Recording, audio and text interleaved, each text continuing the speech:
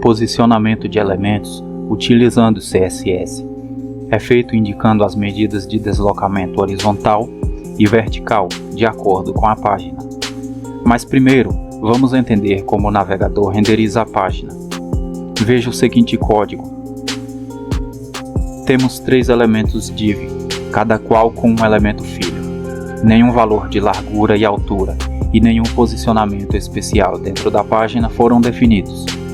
O que acontecerá é que os valores de altura e largura serão calculados automaticamente de acordo com o conteúdo, e um elemento será posicionado após o outro. Como elementos div possuem um display block, um estará abaixo do outro. Se não houver nenhum elemento anterior, a posição do primeiro elemento será 0 no eixo X, a partir do lado esquerdo da página, e 0 no eixo Y, a partir do topo da página.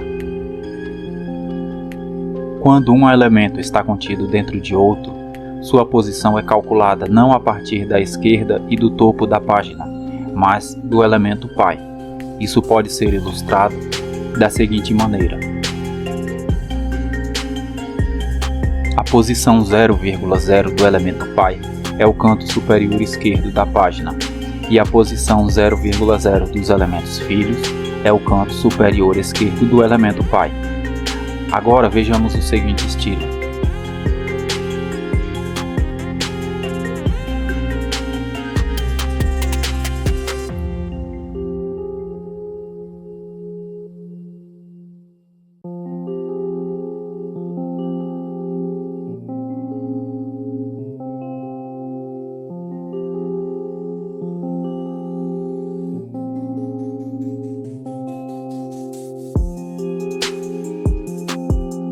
É por meio das propriedades left, top e position que alteramos a posição de um elemento na página.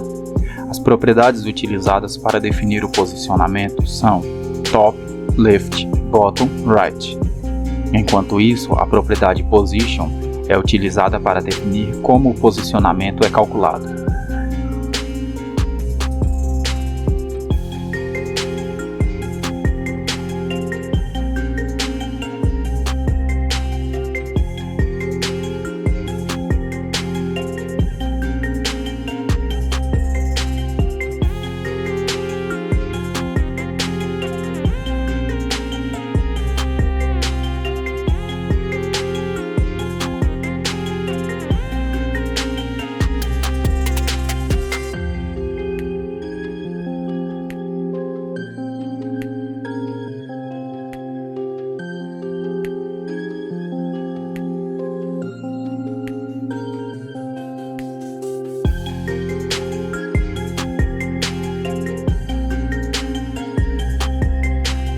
Os valores possíveis para a propriedade position são static, fixed, relative, absolute e stick.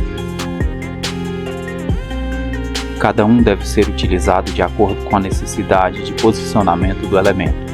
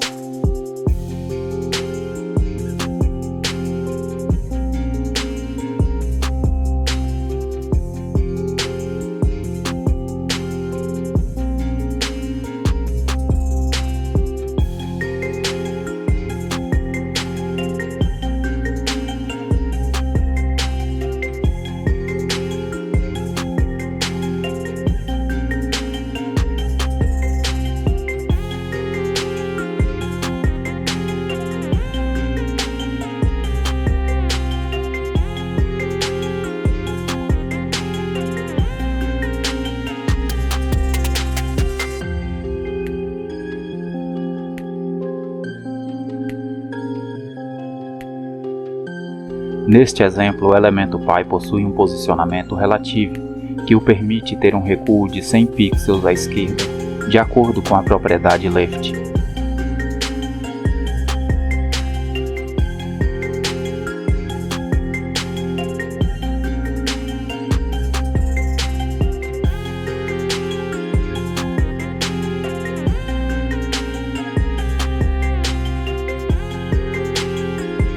O posicionamento estático é o valor padrão e não precisa ser especificado. As margens podem ser colapsadas de acordo com o tipo do elemento. Os elementos são dispostos na ordem em que aparecem.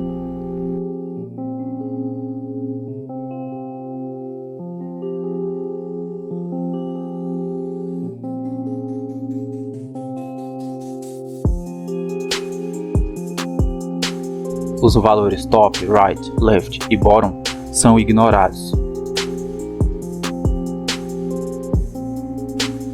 No posicionamento relativo, as margens não colapsam e são respeitadas, o que quer dizer que os elementos irmãos estão dispostos um após o outro. Os valores de posicionamento são calculados a partir da caixa do elemento pi.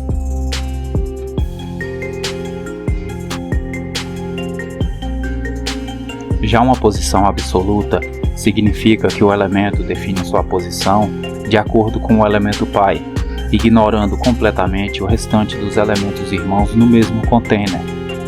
Essa regra só é válida se o elemento pi possuir um posicionamento relativo. Caso contrário, o elemento filho fixado ignorará também o elemento pi e calculará sua posição de acordo com a página.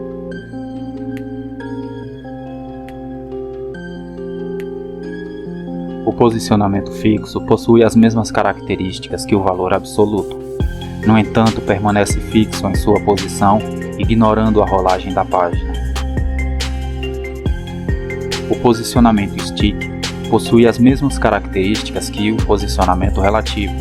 No entanto, ao chegar ao topo da página durante a rolagem, o elemento se torna fixo, sobrepondo o anterior.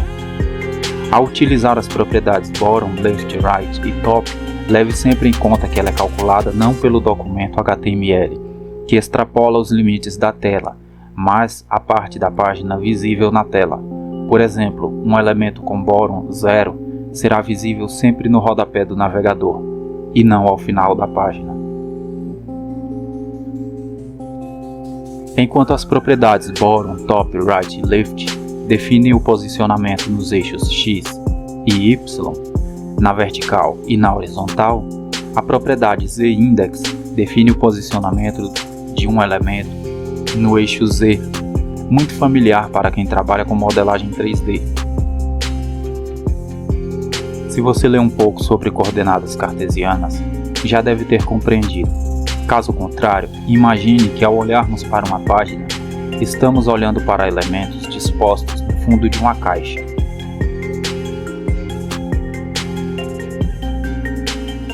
Ao definirmos valores de Z-index, estamos dizendo se o elemento está embaixo ou acima dentro dessa caixa tridimensional. Esta explicação é puramente didática. Na realidade, você não pode definir a espessura ou o tamanho de um elemento no eixo Z, apenas a sua posição. Então imagine essa posição como a posição de uma folha num maço de páginas. Aliás, muitos designers costumam chamar o posicionamento no eixo Z de posicionamento em pilha, pois o que fazemos realmente é empilhar elementos uns sobre os outros. Você já sabe que sem definir um estilo CSS, os elementos serão dispostos um embaixo do outro.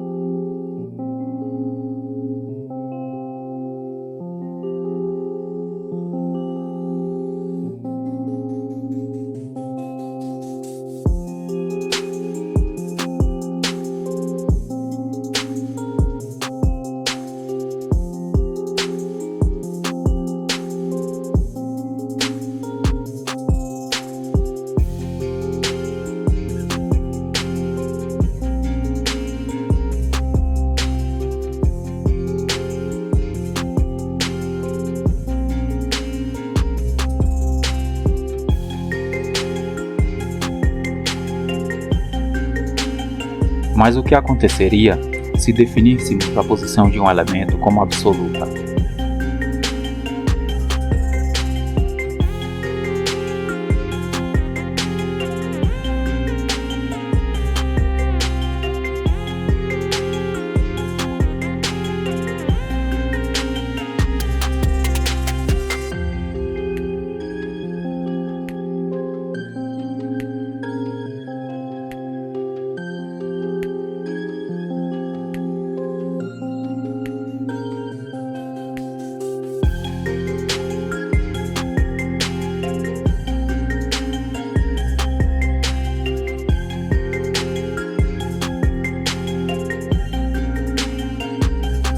Neste caso, os elementos filhos possuem uma posição absoluta e deslocamentos diferentes definidos na margem.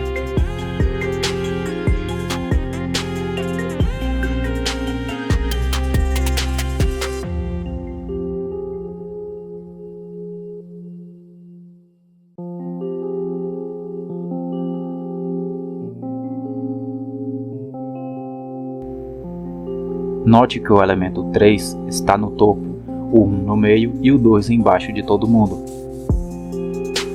O normal seria ele estar embaixo de todo mundo, já que foi o primeiro elemento a ser adicionado à página. Entretanto, ele teve o z-index definido como 1, fazendo-o subir acima do elemento 2.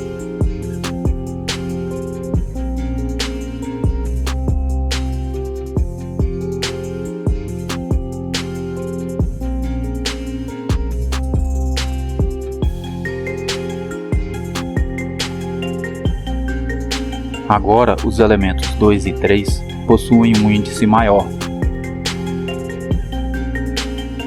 Um elemento que possui o z-index -1 será ocultado abaixo do background do documento.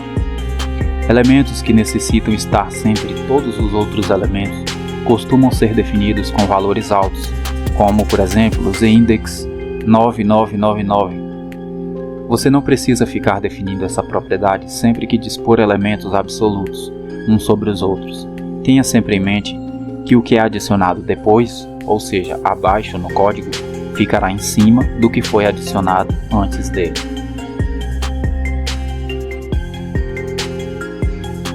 A propriedade float, criada originalmente para inserir imagens em blocos de texto, pode ser utilizada para fazer elementos HTML flutuarem em diferentes partes da página e controlar como o conteúdo ao seu redor interage com eles.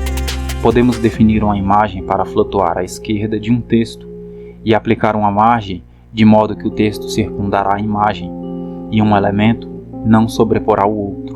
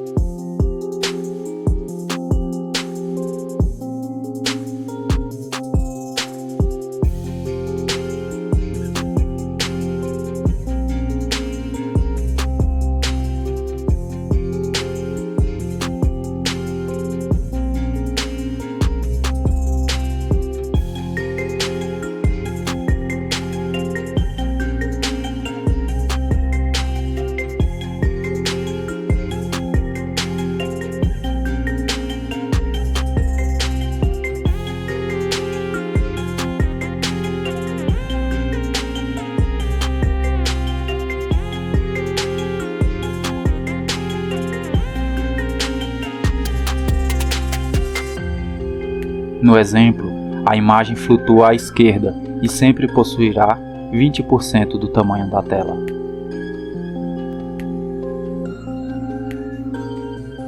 Perceba que para a imagem estar alinhada à esquerda e acima com o texto, especificamos uma margem ou padding apenas à direita e embaixo. Os valores possíveis para a propriedade float são left,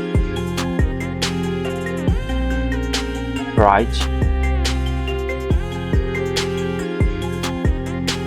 inline start e inline end.